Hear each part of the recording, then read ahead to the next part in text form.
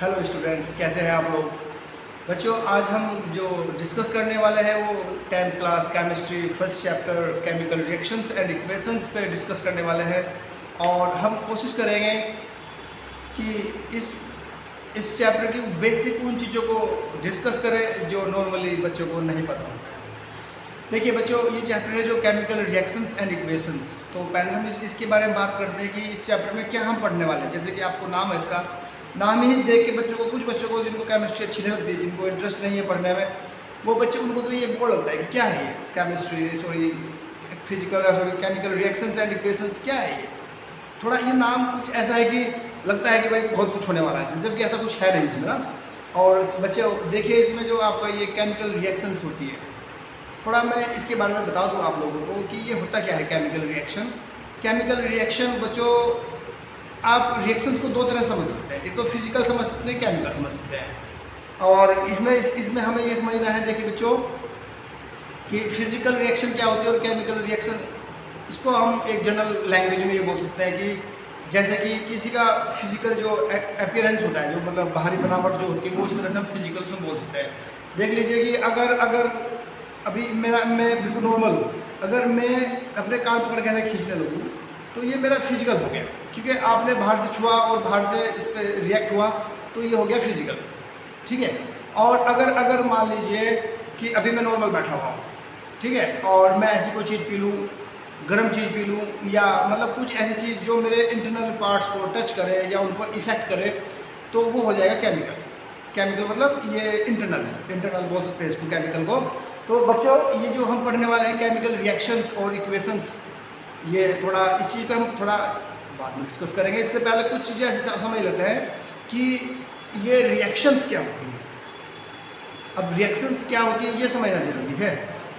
अब मान लीजिए हमारे पास दो एलिमेंट है, दो पदार्थ है हमारे पास। एग्जांपल के लिए, एक मान लीजिए आप पानी, वाटर, और एक मान लीजिए आप चीनी, जिसको हम शुगर बोलते हैं। ये दोनों अपने अपने इनकी अलग अलग प्रॉपर्टीज़ होती है। पानी की अलग प्रॉपर्टीज़ होती हैं और शुगर की अलग प्रॉपर्टीज़ हैं। तो बच्चों, हमें क्या ध्यान रखना है कि जब हम इनको मिलाएंगे आपस में, जैसे कि आपने पानी को वाटर में मिलाया, वाटर को आपने शुगर में मिलाया, शुगर को वाटर में मिलाया, तो उसमें क्या होता है कि ये दोनों में एक दूसरे में घुल जाते हैं, घुल जाएंगे, ये एक दूसरे में डिज़ोल्व इतनी तरह से अच्छे तरह से हो जाएंगे कि हम इनको, अगर आप नॉर्मली अगर देखना चाहें, तो हम ये नहीं बता सकते कि इसके अंदर कि पानी में चीनी कितनी मिली हुई है या कुछ और मिला हुआ है, ठीक है। तो बच्चों, ये हो गया, दूसरे साथ इन्होंने रिएक्ट कर दिया, ये पानी ने चीनी के साथ रिएक्ट किया, और या चीनी को आप कह सकते हैं पानी के साथ रिएक्ट किया है। तो होता क्या है बच्चों कि इसके बाद फिर नया चीज़ बनेगा। मतलब देखिए आप, चीनी की प्रॉपर्टीज़ अलग है, पानी की प्रॉपर्टीज़ अलग है, फिर जो इनसे मिलके बना है हमारा शरबत, शुगर वाटर, उसकी प्रॉपर्टीज़ अलग होगी। ना तो उसके अंदर पानी वाली प्रॉपर्टी होंगी, ना ही वो चीनी वाली प्रॉपर्टी होंगी, ये डिफरेंट है। तो इसको हम बोलेंगे रिएक्शन। किसने किसके साथ रिएक्शन कर लिया, कि चीनी ने पानी के साथ रिएक्शन किया, इसको बोलते हैं रिएक्शन करना, ठीक है। अब रही बात केमिकल रिएक्शंस की। केमिकल रिएक्शंस, तो एक केमिकल जब दूसरे केमिकल से मिलता है तो उसको हम केमिकल रिएक्शन बोल सकते हैं, ठीक है ना। तो बच्चों, केमिकल रिएक्शन को समझने से पहले एक चीज़ और मैं आपको क्लियर करना चाहूँगा, वो है आपका कि हमारे रिएक्टेंट्स और प्रोडक्ट्स, ये सुना होगा आपने, हिंदी में इनको अभिकारक और उत्पाद बोलते हैं। अभिकारक को हिंदी में अभिकर्मक भी बोलते हैं, और रिएक्टेंट इनको इंग्लिश में बोलते हैं। तो बच्चों, अब हमें क्या समझना है कि इसमें रिएक्टेंट क्या होता है और प्रोडक्ट क्या होते हैं। जैसे कि आपने बहुत नाम सुना, नॉर्मल होता है कि भाई प्रोडक्ट क्या है। प्रोडक्ट कहते हैं कि ये इस कंपनी का प्रोडक्ट है, ये उस कंपनी का प्रोडक्ट है, ये उसका प्रोडक्ट है, ये उसका प्रोडक्ट है। तो ये प्रोडक्ट क्या है, मतलब फाइनली जो आपको मिलता है, आपने कुछ बनाया। देख लीजिए, अभी ये जो वीडियो है, अभी मैं ये वीडियो बना रहा हूँ आपके सामने इस चैप्टर के लिए, तो आपके सामने जो जाने वाला है ये मेरा प्रोडक्ट होगा, ठीक है। आप समझ रहे हैं ना कि अगर आप कुछ चीज़ काम कर रहे हैं, अब अभी आपका ये समझ लीजिए, आप नॉर्मली कि आपने सब्ज़ी बनानी है आपको घर में, अगर या मम्मी पापा, मतलब मम्मी घर में बनाती है, बड़ी बहन, या कोई भी मतलब घर में आपको कुकिंग करता होगा, तो आप ये देख लीजिए, अगर आपको आलू की सब्ज़ी बनानी है एग्जाम्पल के लिए, तो बच्चों हम क्या करेंगे, उसके लिए आलू लेंगे, सब चीज़ें लेंगे, बहुत सारी चीज़ें होती है उसमें, ज़्यादा तो मुझे भी नहीं पता इसके बारे में। कि आलू लेंगे, आप हल्दी लेंगे, मिर्च लेंगे, नमक लेंगे और भी बहुत सारी चीज़ें लेते हैं, उसमें पानी वगैरह भी मिलाते हैं। तो जो बाद में हमारी सब्ज़ी बनने वाली है, बाद में आलू की सब्ज़ी, वो तो प्रोडक्ट हो जाएगा और जिससे मिलके वो बना हुआ, समझ रहे हैं ना जी। जो मतलब जो आपने इसमें पार्टिकल्स यूज़ किए हैं, जो आपने पदार्थ इसमें इस्तेमाल किए हैं आलू की सब्ज़ी बनाने के लिए, वो आपका रिएक्टेंट होते हैं। रिएक्टेंट, रिएक्ट करने वाले जो आपस में मिलेंगे और आपस में रिएक्शन करेंगे, उसके बाद जो बनेगा प्रोडक्ट होगा, प्रोड्यूस होगा, पैदा होकर जो बनेगा उसको हम प्रोडक्ट बोलते हैं। प्रोड्यूस जो होता है बाद में उसको हम प्रोडक्ट बोलते हैं। रिएक्टेंट जो आपस में रिएक्शन करता है उसके बाद जो बनता है फिर वो रिएक्टेंट कहलाता है। तो बच्चों ये बेसिक है।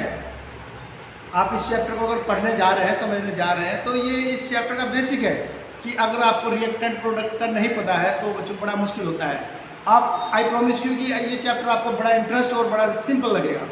आई प्रोमिस यू, ये मैं वादा करता हूँ आपसे। ये बच्चों अभी मैं ज़्यादा लंबी वीडियो नहीं बनाने वाला हूँ, थोड़ा थोड़ा ही करके समझाएंगे आपको। जो भी कुछ इसमें समझ में आए वो आप उसको कमेंट करके बताइएगा, और इसमें जो भी कुछ रहेगा, आपको कुछ भी क्वेरीज हो आपकी, कोई भी आपको लगे कि मुझे ये जानना है, कुछ भी मतलब इससे, ये सिर्फ इसी टॉपिक से रिलेटेड नहीं, कुछ भी मतलब उस पूरे चैप्टर से, तो आप उसमें डाल सकते हैं। तो बच्चों ये होता है हमारा। अब बात चलती है हमारी केमिकल रिएक्शन और इक्वेशंस की, इसको चैप्टर का नाम ही यही है। तो बच्चों देख लीजिए, अगर मान लीजिए मैं आपको कहूँ मैग्नीशियम, अगर हम एक बात कर रहे हैं कि अगर मैग्नीशियम एक मेटल है हमारी, तो अगर ये किसी और से रिएक्शन करती है, समझ रहे हैं। चलिए अभी केमिकल लैंग्वेज हम बात नहीं करते, सिंपल लैंग्वेज में बात करते हैं। अभी मैंने आपको बताया था कि पानी और चीनी के बारे में, पानी और चीनी के बारे में कि ये जब आपस में मिलेंगे तो ये रिएक्शन होगी, ये केमिकल रिएक्शन कहलाई जाएगी। ठीक है, इनकी प्रॉपर्टीज आपस में एक दूसरे से मैच कर मिक्स हो जाएंगी, फिर बाद में नया प्रोडक्ट बनेगा। ये था हमारा केमिकल रिएक्शन। लेकिन केमिकल इक्वेशंस क्या होती है, ये इंपॉर्टेंट है। जो आपकी बुक्स है इसमें इसकी डेफिनेशन लिखी हुई है, आप इसको मैच भी कर सकते हैं। और ये मैं बताऊँ आपको बच्चों कि जैसे कि अगर मैं आपको कहूँ कि पानी, मैं बोर्ड पे लिख के दिखाता हूँ बड़ी चीज़ को, ये रहता कैसे है। ठीक है बच्चों, देखिए ये आपका वाटर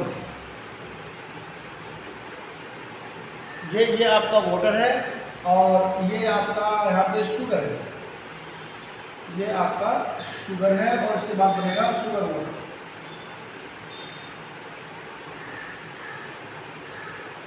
ये आपका शुगर वाटर बना है। तो बच्चों ये तो था हमारा सिंपल, ये तो हमने बता दिया कि जी इसके बीच में रिएक्शन हुई और ये बना। ठीक है, तो लेकिन अगर ये केमिकल इक्वेशन कब बन जाएगी, अभी तो ये सिंपल बताया गया है कि नॉलेज के लिए, आपकी जानकारी के लिए, कि इसने इससे रिएक्शन करा और उसके बाद ये बना। ये तो था हमारे नॉलेज के लिए। लेकिन यही चीज़ एक केमिकल इक्वेशन का फॉर्म कब ले लेगी, ये थोड़ा समझना जरूरी है।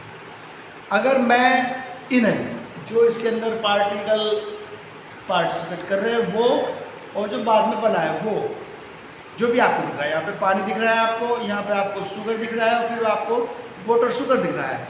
अगर मैं इन तीनों चीज़ों को क्या इनके फॉर्मूले के रूप में, फॉर्मूले के द्वारा शो कर दूँ, आप समझ रहे हैं, इनके फॉर्मूले के द्वारा, इनके सिंबल्स के द्वारा, या मतलब एक इंडिकेशन होता है जो उनके द्वारा अगर इसको शो कर दो, तो ये केमिकल इक्वेशन बन जाएगी। ये आपका केमिकल इक्वेशन बन जाएगा। और रिएक्शन में क्या फ़र्क है, केमिकल रिएक्शन और इक्वेशन में फ़र्क क्या है। देखिए किसी भी आपस में दो एलिमेंट अगर आपस में एक दूसरे के साथ मिक्सअप होते हैं, या वो कुछ भी आपस में एक दूसरे को इफेक्ट करते हैं, तो वो केमिकल रिएक्शन कही जाएगी। लेकिन इक्वेशंस क्या होगी कि जो पार्टिकल्स होते हैं, जो पार्टिसिपेट करते हैं, या पार्टिसिपेट करने के बाद जो बनते हैं प्रोडक्ट, उन सबको अगर हम सिंबल्स, उनके केमिकल फॉर्मूले या एक स्पेशल साइन के द्वारा अगर उनको रिप्रेजेंट करें, तो वो केमिकल इक्वेशंस होती है। और अब मैंने आपको चीज़ और डिस्कस की है इसमें, वो थी हमारी प्रोडक्ट और रिएक्टेंट। रिएक्टेंट वो होते हैं बच्चों जो किसी भी रिएक्शन में पार्टिसिपेट करते हैं। जैसे कि अगर मैं आपको कहूँ इसमें, इस रिएक्शन के अंदर, कि इसमें रिएक्टेंट क्या है, तो जो ये पार्टिसिपेट कर रहा है वाटर और शुगर, क्योंकि स्टार्ट इन्होंने किया है ना, तो ये रिएक्टेंट होते हैं, समझ रहे हैं आप। और बाद में जो बनता है वो प्रोडक्ट होता है। तो आज हमने बच्चों ये 2-3 चीज़ें डिस्कस की है, थोड़ा शॉर्ट था, और मुझे उम्मीद है कि आप लोगों को समझ में आया होगा। और फिर भी अगर समझ में ना आए तो प्लीज़ आप मुझे मैसेज करिए, और ज़्यादा से ज़्यादा अपने फ्रेंड्स के साथ और उन बच्चों मैं आपको ये बता चुका हूँ ऑलरेडी लास्ट क्लासेस में कि हमारा ये चैनल जो है ये सिर्फ और सिर्फ उन बच्चों के लिए है जो हेजिटेट करते हैं, अपने आप को फील करते हैं बड़ा कि नहीं हमारे से नहीं हो पाएगा, क्योंकि हम भी इस एज से निकल के आ चुके हैं बच्चों। और बड़ी शर्म से लगती है कभी कभी कि जब हमारे पास लैक ऑफ नॉलेज होती है, यानी कि हमारे पास ज्ञान का अभाव होता है, तो हम घबराते हैं, हम क्लास में घबराते हैं, हम अपनी अगर ट्यूशन क्लास में जाएँ तो वहाँ भी घबराते हैं, अपने फ्रेंड्स के साथ ज़्यादा बात नहीं कर पाते हैं, हर चीज़ में गिल्टी फील करते हैं। लेकिन हमारे इस चैनल का जो नाम है वो है लाइट ऑफ लाइफ, जीवन का प्रकाश, जीवन की रोशनी। तो बच्चों ये सिर्फ चैनल जो बनाया गया है उन बच्चों के लिए बनाया गया है जो करना बहुत कुछ चाहते हैं लेकिन नहीं कर पा रहे हैं। किस वजह से? क्योंकि उनके बेसिक्स कॉन्सेप्ट क्लियर नहीं है। बच्चों बहुत सारे चैनल्स हैं जो आपको बताएंगे कि ये कर लो वो कर लो वो लो। देखो, हमें किसी से कोई कंपेयर नहीं करना है, हमें सिर्फ और सिर्फ अपने बच्चों पर फोकस रखना है, because you are the future of India. Thank you बच्चों, और आगे के लिए मैं आपको कल फिर आपको एक नई वीडियो अपलोड करूँगा। Thank you very much.